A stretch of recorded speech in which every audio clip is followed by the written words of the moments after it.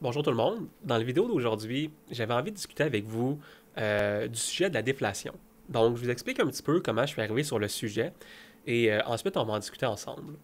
Donc, il y a quelques jours, j'avais à donner un cours en économie dans lequel on parlait de la cible d'inflation de la Banque centrale. Et on expliquait que la Banque centrale a une cible d'inflation de 2%. Donc, chaque année, la Banque centrale essaie de garder l'inflation au pays autour de 2%. Et un de mes étudiants m'a posé la question. Pourquoi est-ce qu'on est si timide que ça à la déflation? Pourquoi est-ce qu'on n'accepte pas, par exemple, un taux d'inflation de 0% ou un taux d'inflation de moins 1%? Donc, en quoi est-ce que la déflation, c'est un phénomène qui est mauvais? Et donc, j'y suis revenu avec lui, je lui ai dit un instant, je vais te revenir avec ça dans un prochain cours, parce que la façon d'expliquer la déflation, en fait, j'étais pas prêt pour cette question-là essentiellement, et je voulais lui apporter une réponse qui était vraiment, qui était claire et pédagogiquement acceptable. Et donc, j'en ai discuté un petit peu avec mes amis en économie. Comment est-ce que vous expliqueriez ça, la déflation à un jeune? Comment est-ce que vous expliqueriez avec quelqu'un pourquoi la déflation, c'est mauvais pour l'économie? Et je me suis rendu compte que même auprès de mes collègues à l'université, c'était quelque chose qui n'était pas nécessairement clair. Donc, des gens qui ont des spécialités en microéconomie, qui ont des spécialités en économétrie, eh bien, ils se sont probablement pas arrêtés longtemps à la question de la déflation. On connaît bien les questions d'hyperinflation, mais les questions de déflation sont moins, ils viennent moins rapidement à notre esprit. Et donc, j'avais envie de vous faire une vidéo parce que je me suis rendu compte que c'est une connaissance qui manquait à beaucoup de gens en économie. Et donc, je vous fais la vidéo suivante pour vous expliquer deux raisons pour lesquelles les banques centrales sont si timides que ça à la déflation. Donc, pourquoi est-ce qu'on essaie de se tenir loin de la déflation? La première raison, c'est une question d'anticipation. Donc, les anticipations en économie, et particulièrement pour le niveau des prix, ont tendance à se réaliser. Si on anticipe une hausse des prix de 2%, eh bien, il va se produire une hausse des prix de 2% dans l'économie.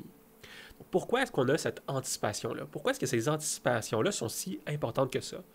Eh bien, je vous en donne un exemple réel avec l'exemple de la famine irlandaise. Donc, au 19e siècle, il y a une période où vous avez une famine en Irlande et la demande pour les patates a beaucoup augmenté. Donc, les prix des patates augmentaient. Et on s'attendait à ce que la hausse des prix se poursuive dans le temps. Donc, on anticipait comme ça une continuation de l'inflation du prix des patates. Ce qui faisait donc en sorte que les gens se précipitaient tous les jours pour aller acheter des patates quand elles en arrivaient sur le marché, parce qu'elles pensaient que la journée d'après, la semaine d'après, les prix allaient continuer à augmenter. Dans un graphique d'offre et de demande, on comprend que ça, c'est un choc de demande. Et un choc de demande, dans un graphique, quand vous déplacez votre courbe de demande vers la droite, eh bien, effectivement, vous allez remarquer que ça engendre une hausse des prix.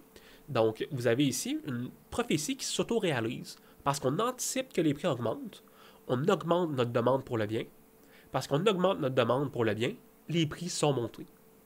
Donc, c'est une prophétie qui s'auto-réalise. Et ça fonctionne dans les deux sens. Par exemple, si je vous dis que les prix de demain vont diminuer, eh bien, vous allez repousser vos dépenses à demain. Vous allez diminuer votre demande, ce qui va faire diminuer le niveau des prix. Et donc, d'avoir une déflation qui persiste au pays, eh bien, ça peut engendrer ce cycle-là, ce cycle pervers-là de déflation des prix. C'est donc très important pour la banque d'être crédible dans son objectif inflationniste de 2%. Donc, la Banque centrale, son objectif, c'est de garder l'inflation autour d'une cible de 2%. Ça, c'est notre première raison. Donc, la question des anticipations pèse lourd dans la décision des banques centrales de se tenir loin de la déflation. La deuxième raison, c'est une raison d'économie réelle. Donc, particulièrement pour le marché du travail. Sur le marché du travail, vous avez toujours, comme tous les marchés économiques, une offre et une demande pour le travail. Et ces offres et ces demandes-là arrivent en équilibre en fonction d'un salaire. En fait, en fonction d'un salaire réel. Qu'est-ce qui se passe quand les prix diminuent? Eh bien, le salaire réel des gens va augmenter. Qu'est-ce que ça veut dire, ça? Ça veut dire que pour une entreprise, ça coûte plus cher vous engager. Pourquoi est-ce que ça coûte plus cher vous engager? Parce que les prix des biens que cette entreprise-là vend diminuent. Donc, les profits de l'entreprise diminuent. Et par ailleurs, votre salaire nominal, l'argent que l'entreprise met dans vos poches, lui, ne change pas. Pour vous, en tant que consommateur, en tant qu'employé, c'est au contraire une augmentation de votre salaire réel que vous observez. Donc, votre salaire nominal ne change pas. Le gouvernement continue à vous payer 15 de l'heure. Votre employeur, plutôt, continue à vous payer 15 de l'heure. Mais le prix des biens que vous achetez va diminuer. Donc, votre pouvoir d'achat augmente, votre salaire réel, la vraie valeur de votre salaire augmente. Donc, qu'est-ce qui se passe ça sur notre marché? Eh bien, ça crée un déséquilibre. La quantité demandée de travail par les employeurs va diminuer parce que vous êtes moins rentable pour l'employeur. Et vous, votre quantité offerte de travail, les heures que vous êtes prêt à augmenter, à travailler pour votre employeur, eux vont augmenter. Et ça crée du chômage. Vous avez des gens qui ont envie de travailler plus et des entrepreneurs qui ont envie d'engager moins. Donc la quantité demandée de travail va diminuer. Non seulement ça crée du chômage, mais ça crée aussi des pertes d'emploi. Donc pourquoi est-ce que ça crée des pertes d'emploi? Parce qu'on n'est pas capable de retourner au salaire d'équilibre. Donc pour un économiste classique, on vous dirait les prix diminuent, on va vous dire so what? On n'en a rien à faire que les prix diminuent. Parce que si les prix diminuent, ton salaire réel, qui était plus élevé, va rediminuer aussi, parce que tes salaires nominaux vont diminuer. Donc, ton employeur, au lieu de te payer 15 de l'heure, va te payer juste 13 de l'heure si le niveau des prix diminue. Le problème avec ce raisonnement-là, c'est qu'en dans l'économie, de façon empirique, on observe plutôt une rigidité des salaires nominaux. C'est difficile de faire diminuer vos salaires. Donc, une diminution des prix, ça peut être long avant que ça ait un impact sur le salaire nominal des individus. Ce qui fait donc en sorte que, face à la déflation, les entreprises vont être obligées de mettre des gens à la porte. Vous avez donc ici deux explications pour lesquelles la déflation est un phénomène économique dont les banques essaient de s'affranchir.